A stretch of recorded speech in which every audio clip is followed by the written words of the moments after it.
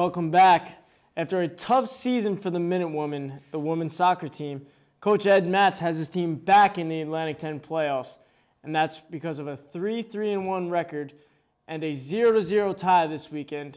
That was just a great game and clinched the berth in the A10s. So I'm here with Liam Byrne. Tell me about this game. Well, some of the keys to this game was from the score. It was the defense, obviously. It was 0-0. So that was really the key. Their defense has been the key the whole season, and I think that's how they ended up clinching the A10 spot in the playoffs.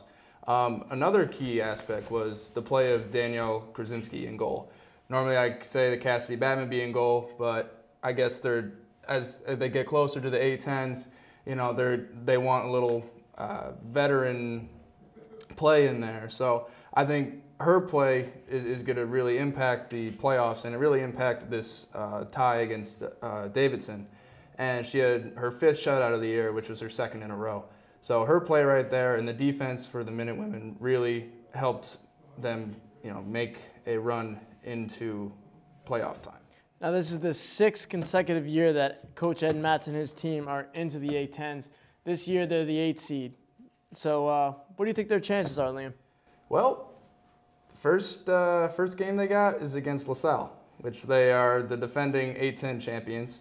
And as you can see the bracket here, LaSalle, they were A10 champions last year. And what they have to do is contain the A10's leading goal scorer, Kelsey Haycock. She has 17 goals, and she's been playing out of her mind.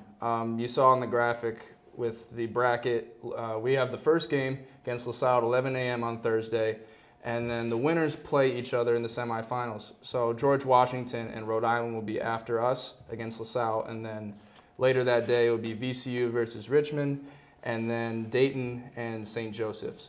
So the Minutewomen haven't played all these teams in the regular season, but they've played them in years past, but you never know what's going to happen. So I hope that the Minutewomen can make the little upset against LaSalle and make a run, because I think if they get past LaSalle, they have a great chance of getting to the A10 championship game and hopefully into the NCAA tournament.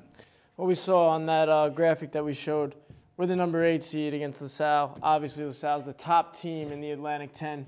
Liam, what are our chances? Who's the player that's going to have to step up in this game to give us a chance to win?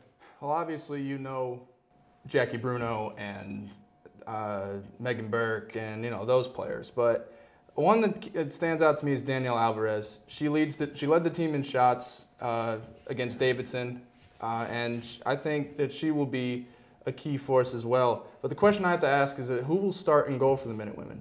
Personally, I think Krasinski should stay in goal because Cassidy Babin, she's a freshman, she's only 17 years old, and she hasn't had any playoff experience in college.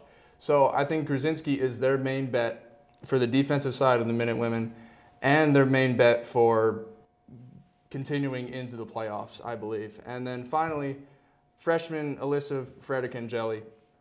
She stood out and she took lots of shots this weekend.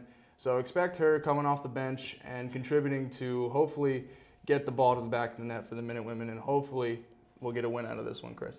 All right, well, Thursday is when the game is scheduled to start.